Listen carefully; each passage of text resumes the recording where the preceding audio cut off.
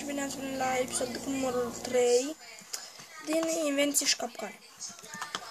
Invenția aceasta va fi cum să vă upgradați generatorul cu cobblestone. E bine, știați că există un fel de generator de cobblestone, dar nu știați că există și acesta.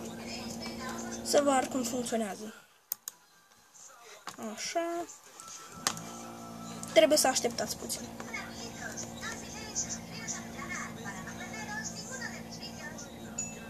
Revin când s-a încărcat tot. Bun, deci am revenit. S-a încărcat tot.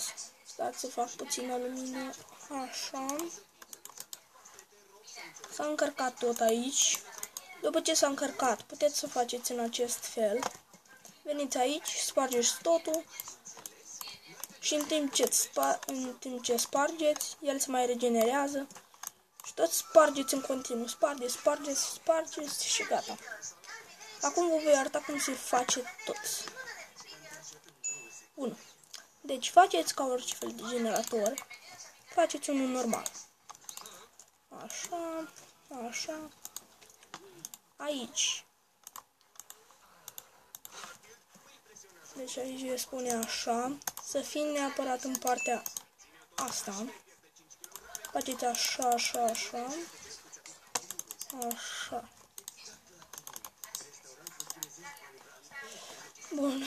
Deci acum faceți un repeater să fie în partea asta, în față.